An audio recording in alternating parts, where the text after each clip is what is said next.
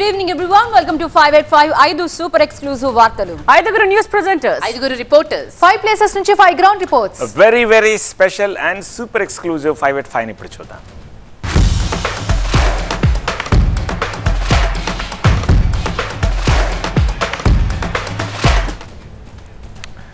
సాగర్ తీరంలో రాజకీయ కెరటాలు. బొత్స ఏకగ్రీవమా, ఎన్నిక లాంఛనమా లేక అనివార్యమా చూద్దాం. లంచం అడగాలంటే ఇకపై గుండెల్లో వణుకు పుట్టాల్సిందే అంటున్నారు సివి ఆనంద్. ఆ డీటెయిల్స్ కూడా ట్రాక్ చేద్దాం 585 లో. ఇక కీలక నిర్ణయం తీసుకున్న కాంగ్రెస్ హైకమాండ్, అదానీ సెబీ బంధం పోరు. చూద్దాం ఆ డీటెయిల్స్.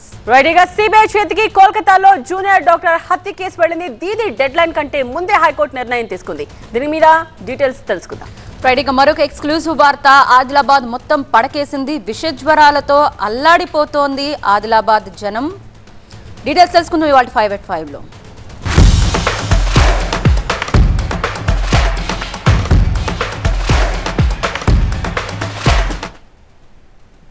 విశాఖ ఎమ్మెల్సీ ఉప ఎన్నికల ఉత్కంఠ రేపుతోంది. పోటీకి టీడీపీ దూరంగా ఉండడంతో బరిలో ఇద్దరే ఉన్నారు. వైసీపీ నుంచి మాజీ మంత్రి బొత్స సత్యనారాయణ స్వతంత్ర అభ్యర్థిగా షఫీవుల్లా నామినేషన్ను దాఖలు చేశారు. అయితే ఇండిపెండెంట్ అభ్యర్థి కూడా తన నామినేషన్ను ఉపసంహరించుకుంటే బొత్స సత్యనారాయణ ఏకగ్రీవంగా ఎన్నికనున్నారు. లేదంటే ఎన్నిక అనివార్యం కానుంది. మరోవైపు స్థానిక సంస్థల ఎమ్మెల్సీ ఉప ఎన్నిక నామినేషన్ల గడువు ముగిసింది. ఈ ఎమ్మెల్సీ ఉప ఎన్నికకు 2 నామినేషన్లు దాఖలయ్యాయి. రేపు నామినేషన్లను పరిశీలించనున్నారు. ఆగస్టు 30వ తేదీన ఎన్నికలు జరగనున్నాయి. మరోవైపు ఈ ఎమ్మెల్సీ ఎన్నికకు దూరంగా ఉండాలని కూటమి నిర్ణయించింది. ఎమ్మెల్సీకి పోటీ చేయొద్దని చంద్రబాబు టీడీపీ నేతలకు తెలియజేశారు. విశాఖ నేతలతో చర్చించిన తర్వాత చంద్రబాబు నుంచి ఈ నిర్ణయం వచ్చింది. ఈ ఎన్నికల్లో గెలవడం పెద్ద కష్టం కాదని, అయినప్పటికీ హుందా రాజకీయాల కోసమే ఈ నిర్ణయం తీసుకున్నట్టుగా చంద్రబాబు తెలిపారు. చంద్రబాబు నిర్ణయాన్ని కూటమి నేతలు ఆమోదించారు. అయితే ఇప్పుడు ఏకగ్రీవమా లేక ఎన్నిక అన్న ఉత్కంఠ నెలకొంది.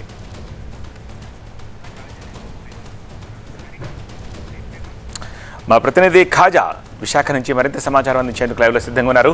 ఖాజా, ఇప్పుడు ఎవరైతే ఇండిపెండెంట్గా నామినేషన్ వేశారో వాళ్ళు ఉపసంహరించుకునే అవకాశాలు ఏ మేరకు ఉన్నాయి? దాన్ని బట్టే ఏకగ్రీవమా లేకపోతే ఎన్నిక అనివార్యమా అనేది తేలబోతోంది కదా.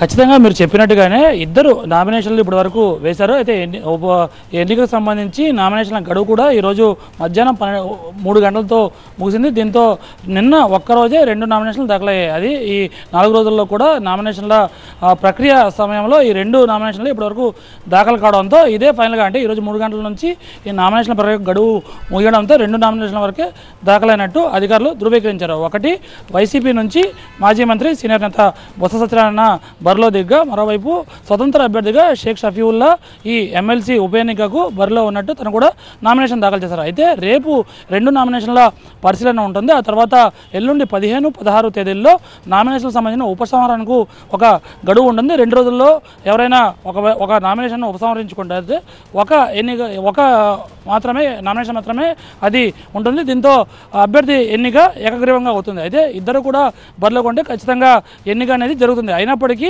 బొత్స ఎన్నిక లాంఛనమే, ఈ గెలుపు లాంఛనమే అని భావిస్తున్నారు ఆ పార్టీ నేతలు. ఎందుకంటే వైసీపీకి ఈ ఎన్నికల్లో భారీగా బలం ఉంది, భారీ స్థాయిలో ఓటర్లు ఉన్నారు. దాదాపుగా జిల్లా వ్యాప్తంగా, ఉమ్మడి జిల్లా వ్యాప్తంగా ఎంపీటీసీలు, జడ్పీటీసీలు, కౌన్సిలర్లు, అలాగే కార్పొరేటర్లతో పాటు ఎక్స్ అఫీషియల్ సభ్యులు ఈ ఎమ్మెల్సీ ఉప ఎన్నికకు ఓటర్లుగా ఉంటారు. వీరిలో 838 ఓటర్లు కాగా వారిలో దాదాపుగా 636 మంది ఎంపీటీసీలు, అలాగే 36 మంది జడ్పీటీసీలు, అలాగే 93 మంది 97 మంది కార్పొరేటర్లు, అలాగే 53 మంది కౌన్సిలర్లతో పాటు 16 మంది ఎక్స్ అఫీషియల్ సభ్యులుగా ఉన్నారు. వారిలో దాదాపుగా 600కు పైగా వైసీపీ బీఫామ్తో గెలిచిన స్థానిక సంస్థల నాయకులు ఉన్నారు. దీంతోపాటు 200కు పైగా టీడీపీ తరఫున ఉన్నారు. అయితే వీరిలో దాదాపుగా 200 వరకు టీడీపీకి, అలాగే 543 మంది వరకు వైసీపీకి బలం ఉన్నట్టు ఆ పార్టీ లెక్కలేసుకుంది. దీన్ని బట్టి చూస్తే ఒక్కసారిగా ఈ ఎన్నిక జరిగినప్పటికీ, అంటే ఉపసంహరణ తర్వాత స్వతంత్ర అభ్యర్థి ఉపసంహరించుకున్నట్టయితే ఎన్నిక ఏకగ్రీవం అవుతుంది. ఒకవేళ ఉపసంహరించుకోకపోయినా బొత్స ఎన్నిక వైసీపీ తరఫున ఎమ్మెల్సీ అభ్యర్థిగా ఎన్నిక లాంఛనం అవుతుంది. ఇందుకు సంబంధించిన ఇప్పటికే వైసీపీలో ఉత్సాహం ఉంది. ఎప్పుడైతే కూటమి తాము పోటీకి అభ్యర్థిని పెట్టట్లేదు అని ప్రకటించినప్పటికీ ఒకవైపు ఈ ఎన్నిక లాంఛనమని ఆ పార్టీ నేతలు అనుకున్నారు. ఎందుకంటే టీడీపీ ఈ ఎన్నికల నుంచి ఒకసారిగా ఈ పోటీ చేయకూడదని నిర్ణయం తీసుకుంది. హుందా రాజకీయాల కోసమే తాము ఈ నిర్ణయం తీసుకున్నట్టు పార్టీ అధినేత చంద్రబాబు నాయుడు ప్రకటించారు. అయితే పోటీ అభ్యర్థి రంగంలోకి దింపి ఎన్నిక ఈజీగా చేయొచ్చు. కాకపోతే ఉందాతనం కోసమే ఈ ఎన్నికల నుంచి తప్పుకున్నట్టు ప్రకటించారు. ఈ నేపథ్యంలోని వైసీపీ అభ్యర్థి బొత్స సత్యనారాయణ ఈ ఎమ్మెల్సీ ఉప ఎన్నికల్లో ఎన్నిక అనేది ఎంపిక గెలుపు లాంఛనమే అని భావిస్తున్నారు అంతా కూడా. Right Khaja. Coming to second news, తెలంగాణలో ఏసీబీ అధికారులు దూకుడు పెంచారు. ఓవైపు లంచం తీసుకుంటున్న వారిని రెడ్ హ్యాండెడ్ గా పట్టుకుంటూ మరోవైపు ఆకస్మిక తనిఖీలు చేపట్టి అక్రమార్కుల గుండెల్లో రైళ్లు పరిగెత్తిస్తున్నారు. తాజాగా ఏసీబీ వాళ్లకు భారీ అవినీతి తిమింగలం చిక్కింది. 8 లక్షల రూపాయల లంచం తీసుకుంటూ ఏసీబీకి చిక్కాడు రంగారెడ్డి జిల్లా అడిషనల్ కలెక్టర్ భూపాల్ రెడ్డి. ధరణిలో డాక్యుమెంట్స్ అప్డేట్స్ కోసం లంచం డిమాండ్ చేశారు భూపాల్ రెడ్డి. బాధితుడి ఫిర్యాదు మేరకు రంగంలోకి దిగిన ఏసీబీ అధికారులు వలపన్ని అతన్ని అదుపులోకి తీసుకున్నారు. రంగారెడ్డి జిల్లా కలెక్టర్ కార్యాలయం, భూపాల్ రెడ్డి నివాసంతో పాటు సీనియర్ అసిస్టెంట్ మదన్ మోహన్ నివాసాల్లో కూడా ఏసీబీ అధికారులు సోదాలు నిర్వహించారు. భూపాల్ రెడ్డి ఇంట్లో దాదాపు 16 లక్షల నగదు ఆస్తి పత్రాలని ఏసీబీ అధికారులు స్వాధీనం చేసుకున్నారు. బాధితుడు జక్కిడి ముత్యం రెడ్డి ఇచ్చినటువంటి ఫిర్యాదుతో అడిషనల్ కలెక్టర్ ని ఏసీబీ ట్రాప్ చేసింది. ఆయన నివాసంలో 16 లక్షల రూపాయల నగదుని ఏసీబీ అధికారులు స్వాధీనం చేసుకున్నారు. అవినీతి అధికారులు ఏసీబీ నుంచి తప్పించుకోలేరని హెచ్చరించారు ఏసీబీ డీజీ సివి ఆనంద్. ఎన్ని జాగ్రత్తలు తీసుకున్నా ఏసీబీకి చిక్కడం ఖాయమని వార్నింగ్ ఇచ్చారు. రంగారెడ్డి అడిషనల్ కలెక్టర్ మరో ఉద్యోగి ఘటనే ఇందుకు నిదర్శనంగా చెప్పారు. ఈ మేరకు ఆయన అధికారుల అవినీతిపై ఎక్స్లో ట్వీట్ చేశారు. ఇద్దరిని పట్టుకోవడంలో ఏసీబీ బృందం చాకచక్యంగా పనిచేసిందని కొనియాడారు. ఇద్దరి నుంచి 8 లక్షల రూపాయల నగదుని స్వాధీనం చేసుకున్నామని వెల్లడించారు.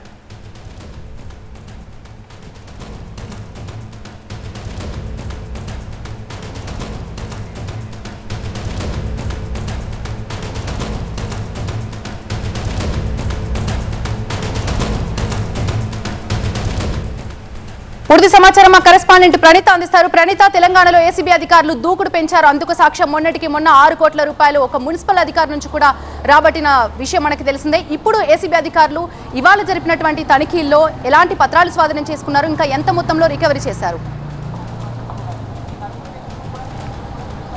ప్రస్తుతం ఈరోజు జరిపినటువంటి రైడ్లో పూర్తిగా ఒక ధరణి పోర్టల్కి సంబంధించి ఒక 14 గుంటల భూమిని ప్రొహిబిటెడ్ ఏరియా నుండి తొలగించేందుకు లంచాన్ని డిమాండ్ చేశారు సీనియర్ అసిస్టెంట్. సో ఆ సీనియర్ అసిస్టెంట్ను అదుపులోకి తీసుకొని విచారిస్తే అతని వెనక అడిషనల్ కలెక్టరే ఉన్నట్లు అతను ఏసీబీ అధికారులకు చెప్పడంతో ఇద్దరిని కూడా ఏసీబీ అధికారులు అరెస్ట్ చేశారు. రంగారెడ్డి జిల్లా అడిషనల్ కలెక్టర్గా ఉన్నటువంటి భూపాల్ రెడ్డితో పాటు సీనియర్ అసిస్టెంట్ మదన్ మోహన్ ఇద్దరిని కూడా నిన్న సాయంత్రం నుండి ఏసీబీ జరిపినటువంటి ట్రాప్ ఆపరేషన్లో ఇద్దరు కూడా పాజిటివ్గా తేలారు. సో ఇద్దరిని కూడా ప్రజెంట్ బంజారా హిల్స్లో ఉన్నటువంటి ఏసీబీ కార్యాలయంలో విచారిస్తున్నారు. మరికాసేపట్లోనే వీళ్ళని నాంపల్లిలో ఉన్నటువంటి ఏసీబీ కోర్టులో హాజరుపరచనున్నారు. అయితే మొత్తం తెలంగాణలో ఇలాంటి ఆఫీసర్స్ అందరినీ ఉద్దేశించి తెలంగాణ ఏసీబీ డీజీ ఒక క్లియర్ కట్ ఇన్స్ట్రక్షన్ ఇచ్చారు. అవినీతి పరులు తమ నుండి తప్పించుకునేందుకు రకరకాల మార్గాలను ఎంచుకోవచ్చు, కానీ ఎవరు ఎక్కడికి వెళ్ళినా సరే ఖచ్చితంగా వాళ్ళని పట్టుకుంటాము. వాళ్ళు ఎంత కవర్ చేసుకోవాలని చూసినా సరే ఖచ్చితంగా అన్ని ఆధారాలతో సహా పట్టుకొని తీరుతామంటూ ఏసీబీ డీజీ సివి ఆనంద్ ఒక హెచ్చరికను అవినీతి పరులకు జారీ చేశారు. ఈ రోజునటువంటి ఉదాహరణని కోట్ చేస్తూ మొత్తం ఈ 8 లక్షల రూపాయలను బాధితుడి కారులో సీనియర్ అసిస్టెంట్ తీసుకుంటున్నటువంటి క్రమంలో ఏసీబీ అధికారులు రెడ్ హ్యాండెడ్గా పట్టుకోవడమే కాకుండా ఒక సినీ ఫకీలో ఏసీబీ అధికారుల సమన్వయంలోనే అంటే వాళ్ళ సమక్షంలోనే సీనియర్ అసిస్టెంట్తో జాయింట్ కలెక్టర్కి ఫోన్ చేయించారు. సో ఆ డబ్బు అందింది అని చెప్పినటువంటి వెంటనే ఔటర్ రింగ్ రోడ్ దగ్గరికి జాయింట్ కలెక్టర్ రమ్మని చెప్పడం. సో ఔటర్ రింగ్ రోడ్కి వెళ్ళినటువంటి వెంటనే ఆ డబ్బులు ఎప్పుడైతే జాయింట్ కలెక్టర్ కారులోకి వెళ్ళిన తర్వాత వెంటనే ఏసీబీ అధికారులు రంగప్రవేశం చేసి జాయింట్ కలెక్టర్ని కూడా అదుపులోకి తీసుకున్నారు. మొత్తం ఆ బ్యాగ్లో ఉన్నటువంటి 8 లక్షల నగదును సీజ్ చేశారు. దీంతోపాటు వీరి నివాసాలపైన కూడా ఇప్పుడు ఏసీబీ రైడ్స్ ఇంకా కొనసాగుతున్నాయి, కంక్లూడ్ కాలేదు. సో దాదాపు మొత్తం అక్కడ నాగోల్లో ఉన్నటువంటి విల్లాతో పాటు తెలంగాణ వ్యాప్తంగా పలు ప్లాట్లకు సంబంధించినటువంటి డాక్యుమెంట్స్ని ఇప్పటికే ఏసీబీ గుర్తించింది. సో వాటన్నిటినీ కూడా అనలైజ్ చేస్తుంది. ఇందులో వీరి శాలరీకి సంబంధించి ఎంత ఇన్కమ్ వచ్చింది, సో ఎక్స్పెండిచర్ అంటే అదనపు ఆదాయం ఎంతవరకు సంపాదించాలనేటువంటి పూర్తి వివరాలు కూడా ఏసీబీ దర్యాప్తు చేస్తుంది. Thank you Praneetha, thanks for the updates. ఢిల్లీలో ఏఐసీసీ చీఫ్ మల్లికార్జున్ ఖర్గే అధ్యక్షతన జరిగిన సమావేశంలో పలు కీలక నిర్ణయాలు తీసుకుంది Congress high command. SEBI chief Madhabi Puri Adani వ్యవహారంపై జేపీసీ దర్యాప్తును డిమాండ్ చేస్తూ ఆగస్టు 22న దేశవ్యాప్తంగా నిరసనలు చేపడతామని కాంగ్రెస్ తెలిపింది. సెబీ చీఫ్ పై హిడెన్బర్గ్ ఆరోపణలు చాలా తీవ్రమైనవన్నారు AICC general secretary KC Venugopal. కేంద్ర ప్రభుత్వ వైఫల్యాలను నిరసనగా ఆగస్టు 22న అన్ని రాష్ట్రాల్లోని ఈడీ కార్యాలయాలు ముట్టడించబోతున్నట్టు తెలిపారు. అవినీతి ఆరోపణలు ఎదుర్కొంటున్న మదాబీ బుచ్ వెంటనే సెబీ చీఫ్ పదవికి రాజీనామా చేయాలని డిమాండ్ చేశారు. స్టాక్ మార్కెట్లలో జరిగిన మెగా స్కామ్ పై కేంద్రం జేపీసీ వేయాలని చెప్పారు. మరోవైపు కుల గణన రిజర్వేషన్లపై యాక్షన్ ప్లాన్ రెడీ చేసింది. కులగణన రిజర్వేషన్ల అంశాలపై రాష్ట్రాల వారీగా కాంగ్రెస్ పార్టీ సభలు నిర్వహించబోతోంది. ఇదే అంశానికి సంబంధించి మరింత సమాచారాన్ని మా ప్రతినిధి ప్రభాకర్ అందిస్తారు. ప్రభాకర్. రైట్, మల్లికార్జున్ ఖర్గే ఆధ్వర్యంలో జరిగిన కాంగ్రెస్ విస్తృత స్థాయి సమావేశంలో చాలా కీలక నిర్ణయాలను తీసుకున్నారు. దీంట్లో కొన్ని సంస్థాగత అంశాలను చర్చించడంతో పాటుగా రాబోయే ఎన్నికలకు సంబంధించి పార్టీ పరంగా అనుసరించాల్సిన కార్యక్రమాలపై కూడా చర్చించారు. దీంతో పాటుగా కొన్ని నిర్ణయాలను కూడా తీసుకున్నారు. రాజ్యాంగంపై దాడి కొనసాగుతున్న నేపథ్యంలో దేశవ్యాప్తంగా దీన్ని ఖండించాలని ఒక పిలుపునిచ్చారు. అట్లాగే కులగణనకు సంబంధించి ప్రజల నుంచి డిమాండ్ ఉంది కాబట్టి దీన్ని వెంటనే అమలు చేయాలనే డిమాండ్ని కూడా ముందరపెట్టారు. ఇక అగ్నిపథ్ పథకాన్ని రద్దు చేయాలనే అంశాన్ని కూడా ఈ విస్తృత స్థాయి సమావేశంలో చర్చించారు. ఇక ప్రధానమైన అంశం సెబీకి సంబంధించి సెబీ అదానీ మధ్య ఉన్న వ్యవహారానికి సంబంధించిన జేపీసీ కమిటీ వేయాలనే ఈ సమావేశం తీర్మానించింది. JPC committee, joint parliamentary committee వేస్తేనే దీనిపైన చర్చ జరిగితేనే దీనిపైన పూర్తి స్థాయిలో నిజాలు బయటకు వస్తాయనేది అయితే చెప్పింది. ఇప్పటికే సెబీ చైర్పర్సన్గా ఉన్న మాధవి పూరిబుచ్ చెప్పిన అంశాలు, ఆమె ఇచ్చిన సమాధానం మేరకు ఏ రకంగా కూడా సంతృప్తికరంగా లేని నేపథ్యంలో అసలు ఏం జరిగింది, ఆదానికి సంబంధించిన కంపెనీలకు సంబంధించి సెబీకి సంబంధించి మధ్య ఉన్న ఎలాంటి డీల్స్ జరిగాయనే దానిపైన పూర్తి స్థాయిలో కూడా ఒక కమిటీని వేయాలని నిర్ణయించింది. అట్లాగే రాహుల్ గాంధీ నిన్న ఒక వీడియోలో కూడా చాలా స్పష్టంగా చెప్పారు 3 అంశాలకు సంబంధించి. దీంట్లో ఒకటి ఆరోపణలు ఎదుర్కొంటున్న మాధవి పూరి సెబీ చైర్పర్సన్గా ఉన్నారు, ఆమె వెంటనే రాజీనామా చేయాలి. రెండవది, మార్కెట్లో ఇప్పుడు జరిగిన తప్పుకు లక్షలాది మంది ఇన్వెస్టర్స్ స్టాక్ మార్కెట్లో డబ్బులు పెట్టుబడిగా పెట్టిన వారికి సంబంధించిన జవాబుదారీతనం ఎవరికి ఉందో దీనిపైన కూడా వెంటనే సమాధానం చెప్పాలి. దీనికి నరేంద్ర మోడీ బాధ్యత వహిస్తారా, లేకపోతే సెబీ చైర్పర్సన్గా ఉన్న మాధవి పూరిబుచ్ బాధ్యత వహిస్తారా, ఎవరు బాధ్యత వహిస్తారో పార్లమెంట్లో స్పష్టంగా చెప్పాలి అనేది. మూడో విషయం, ఇప్పటికే దీనికి సంబంధించిన అంశం సుప్రీంకోర్టులో ఉంది. సుప్రీంకోర్టులో గతేడాది ఇడెన్బర్గ్ ఇచ్చిన నివేదిక ఆధారంగానే సుప్రీంకోర్టులో కేసు నమోదైంది. సుప్రీంకోర్టులో ఆల్రెడీ కేసు ఉన్న నేపథ్యంలో ఇప్పుడు కూడా ఇదే అంశాన్ని మాధవి పూరిబుచ్పై అట్లాగే అదానీ కంపెనీకి సంబంధించిన అంశాలపై వచ్చిన ఆరోపణలపై ఒక సుప్రీంకోర్టు సుమోటాగా కేసు నమోదు చేయాలనే అంశాన్ని దీంట్లో చర్చించారు. దాంతోపాటుగా ఈడీ ఆఫీసుల ముందర ఈ నెల 22న పూర్తి స్థాయిలో కూడా గెరావ్ చేయాలి, ఆఫీసుల ముంగట ధర్నా చేయాలి అనేదైతే పిలుపునిచ్చారు. సో మొత్తానికైతే సెబీ అదానీ అంశం దేశవ్యాప్తంగా కూడా సంచలనంగా మారింది. సెబీ చైర్పర్సన్ వెంబటే రాజీనామా చేయాలి, చైర్పర్సన్గా ఉన్న మాధవి పూరిబుచ్పై అట్లాగే ఆమె భర్త ధవోల్పై ఇద్దరిపైన కూడా చర్యలు తీసుకోవాలి అనే అంశాన్ని అయితే ఈ విస్తృత స్థాయి సమావేశంలో కాంగ్రెస్ పార్టీ నిర్ణయించింది. సో మొత్తానికైతే ప్రధానమైన అంశాలను తీసుకొని చాలా రాష్ట్రాల నుంచి పీసీసీకి సంబంధించిన ప్రెసిడెంట్స్తో పాటు కీలక నాయకులు ఈ మీటింగ్కి అటెండ్ అయ్యారు. సో రాష్ట్రాల్లో అనుసరించాల్సిన కార్యక్రమాలు, దాంతోపాటుగా దేశవ్యాప్తంగా చేపట్టాల్సిన కార్యక్రమాలు, వీటన్నింటిపైన కూడా విస్తృత స్థాయి సమావేశంలో చర్చించారు. సో ఇదైతే మేజర్ ఎజెండాగా అయితే హిడెన్బర్గ్ నివేదికకు సంబంధించి సెబీపై వచ్చిన ఆరోపణల నేపథ్యంలో ఈడీ ఆఫీసుల ముట్టడి, అట్లాగే అగ్నిపథ్ రద్దుకు సంబంధించిన అంశం, కులగణన, బీసీ కులగణనకు సంబంధించిన అంశాలను ప్రధానంగా ఈ సమావేశం ప్రస్తావించింది. Right, thank you Prabhakar. దేశవ్యాప్తంగా సంచలనం సృష్టించిన Kolkata lady doctor rape and murder case దర్యాప్తును సిబిఐకి అప్పగిస్తూ కోల్కతా హైకోర్టు కీలక ఆదేశాలు జారీ చేసింది. కేసు విచారణను 3 వారాల పాటు హైకోర్టు వాయిదా వేసింది. ఈ కేసు విచారణకు ఆదివారం వరకు కోల్కతా పోలీసులకు Bengal CM Mamata Banerjee dead line విధించారు. అయితే డెడ్ లైన్ కంటే ముందే హైకోర్టు కేసు విచారణను సిబిఐకి అప్పగించింది. కోల్కతా ఆర్చీకర్ మెడికల్ ఆసుపత్రి ప్రిన్సిపల్ పై హైకోర్టు తీవ్ర ఆగ్రహం వ్యక్తం చేసింది. ప్రిన్సిపల్ సందీప్ ఘోష్ ను వేరే మెడికల్ కాలేజ్ కు బదిలీ మీద పంపడం కాదు, సెలవులపై వెళ్లాలని హైకోర్టు ఆదేశించింది. జూనియర్ డాక్టర్ హత్యను ఆసుపత్రి అధికారులు కప్పిపుచ్చే ప్రయత్నం చేసినట్టుగా ఆరోపణలు వచ్చాయి. అతి దారుణంగా అత్యాచారం చేసి చంపేస్తే ఆమె ఆత్మహత్య చేసుకున్నట్టు తొలుత కుటుంబ సభ్యులకు ఫోన్ వచ్చినట్టు తెలుస్తోంది. కోల్కతా ఆర్చీకర్ మెడికల్ ఆసుపత్రిలో జూనియర్ డాక్టర్ను అతి కిరాతకంగా రేప్ చేసి చంపేశాడు సంజయ్ రాయ్ అనే రాక్షసుడు. హాస్పిటల్ సెమినార్ హాల్లో చదువుకుంటున్న లేడీ డాక్టర్ను అత్యాచారం చేసి హత్య చేశాడు.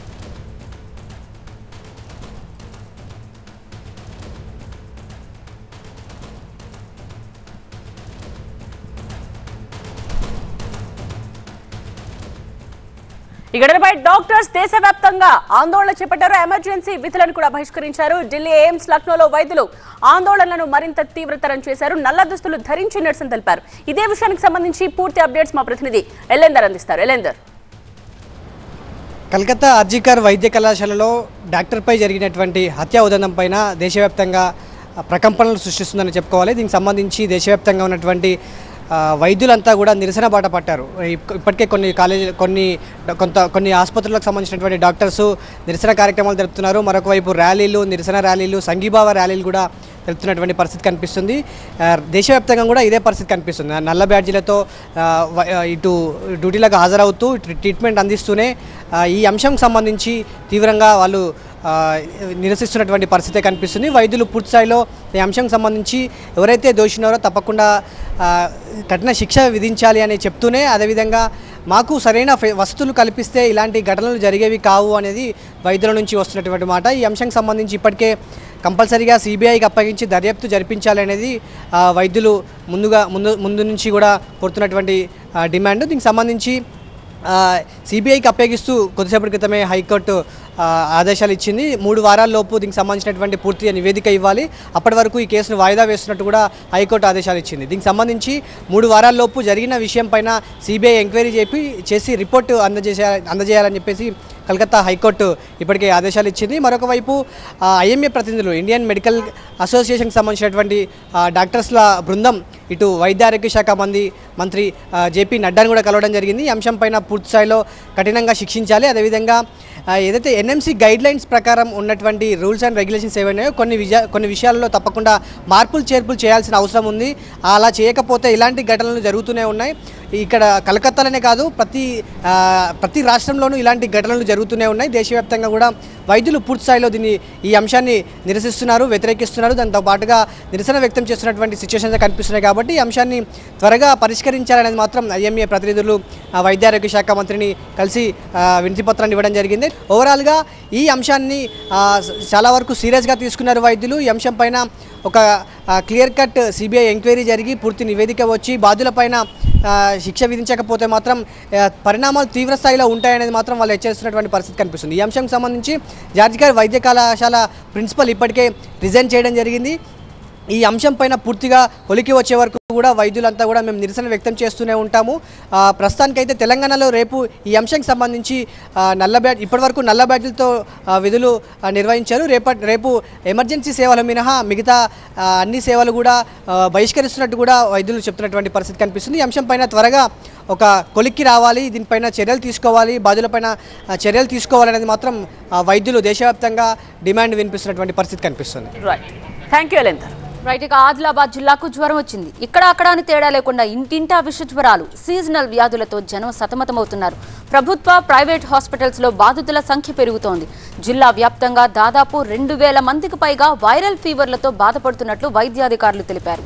ఇటీవల వర్షాలు కురవడంతో గ్రామీణ ప్రాంతాల్లోనే కాకుండా పట్టణ ప్రాంతాల్లోని స్లమ్ ఏరియాల్లో కూడా పారిశుధ్యం లోపించడం, దోమలు విజృంభిస్తుండటంతో ప్రజలు విషజ్వరాల బారిన పడుతున్నారు. వారం రోజులుగా ఓపీ 2000 దాటుతోంది. ఎక్కువగా డెంగీ, మలేరియా, టైఫాయిడ్ కేసులు నమోదవుతున్నాయి. రోజు రోజుకి బాధితులు పెరుగుతుండటంతో అధికారులు అలర్ట్ అయ్యారు. రిమ్స్ లో 3 ప్రత్యేక వార్డులు, 60 బెడ్లు ఏర్పాటు చేశారు. మరింత సమాచారం మా ప్రతినిధి నరేష్ అందిస్తారు. లైవ్ లో సిద్ధంగా ఉన్న నరేష్, ఎక్కడ చూసినా విష జ్వరాలే కనిపిస్తున్నాయి. సో ఆదిలాబాద్ లో ముఖ్యంగా ఎలాంటి ఏర్పాట్లు చేస్తున్నారు ఒకవేళ పేషెంట్స్ గనక ఓపీ గనక ఎక్కువగా నమోదవుతూ ఉంటే? అడవుల జిల్లా ఆదిలాబాద్కు పేదల పెద్ద దిక్కుగా ఉన్న రిమ్స్ ఆసుపత్రికి రోగుల తాకిడి పెరిగింది. క్యూ లైన్లు కూడా పెద్ద ఎత్తున దర్శనమిస్తున్నాయి. ఉదయం 8 గంటలకే ఓపీకి పెద్ద ఎత్తున వస్తున్న పరిస్థితి కనిపిస్తుంది. అవుట్ పేషెంట్ సంఖ్య అంతకంతకు పెరుగుతుంది.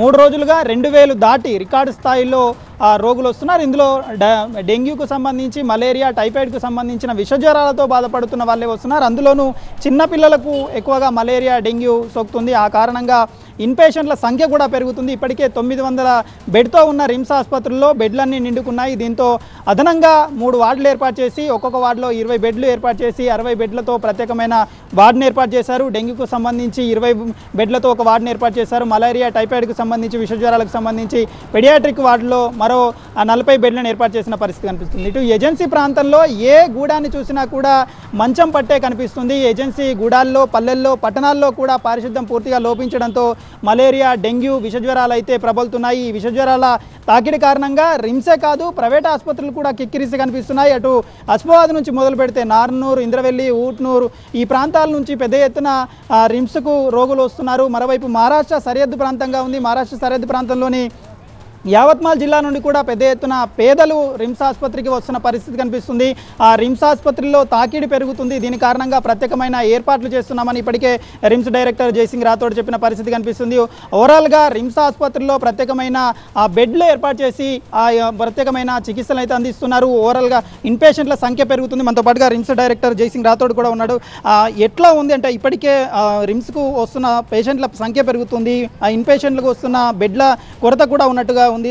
ఏమే ఏర్పాటు చేస్తున్నారు రోగులకు ఇబ్బంది కలగకుండా? రిమ్స్లో కంపేర్ చేస్తే లాస్ట్ ఈ వీక్లో కొద్దిగా ఓపీ పెరిగింది, ఐపీ కూడా పెరిగింది. సో ఏదో ఓపీ పెరిగిందో ఎవరైతే ఓపీ పేషెంట్ వచ్చారో రకరకాల జబ్బులతో వస్తున్నారు. దాంట్లో డెంగ్యూ కావచ్చు, మలేరియా కావచ్చు, విషజ్వరం కావచ్చు. రాగానే పేషెంట్ ఎవరైతే అవసరం పడుతుందో వాళ్ళు అడ్మిట్ చేస్తున్నాం. అడ్మిట్ చేయగానే కావాల్సిన ల్యాబొరేటరీ టెస్ట్ చేయించి ఏమైనా పాజిటివ్ ఉంటే పాజిటివ్ రకాల ట్రీట్మెంట్ ఇస్తున్నాం, నెగిటివ్ ఉంటే నెగిటివ్ రకంగా. ప్లస్ అదేవిధంగా హాస్పిటల్లో డ్రగ్స్ కొరత లేకుండా చేస్తున్నాం. అదేవిధంగా పేషెంట్స్ ఎక్కువ ఐపీ తాకిడి, ఓపీ తాకిడి ఎక్కుంటే ఇప్పటికే 3 వార్డులు క్రియేట్ చేశాము. అదేవిధంగా ఈ మధ్యలో మా ఆప్సాల వాళ్ళు కొన్ని బెడ్స్ ఖాళీ ఉంటాయి, అది కూడా 30 బెడ్స్ అది ప్లాన్ చేస్తున్నాం. ఆల్మోస్ట్ ఒక 100 to 150 బెడ్స్ కొత్తగా క్రియేట్ చేసేసినాం. ప్లస్ 3 షిఫ్ట్ల డాక్టర్లను professor, assistant professor, assistant professor ఒక టీం లాగా, అదేవిధంగా head nurse, staff nurse, paramedical staff, lab technician, radiology, etcetera అన్న ఒక టీం వైజ్ ఎప్పుడు ఫామ్ చేసి 3 షిఫ్ట్లో 24 hours డాక్టర్ అలర్ట్. ఎంతమంది పేషెంట్ వచ్చినా కూడా ఇమీడియట్ మేము ట్రీట్మెంట్ చేసి పేషెంట్ నష్టం జరగకుండా చూసుకుంటున్నాం. ఇది ఓవరాల్గానైతే రిమ్స్లో ప్రత్యేకమైన వార్డులు ఏర్పాటు చేస్తారు. ఎలాంటి ఇబ్బందులు లేకుండా పేదలకు పెద్ద దిక్కుగా వైద్యం అందిస్తామని అయితే రిమ్స్ డైరెక్టర్ జయసింగ్ రాథోడ్ చెప్తున్నారు.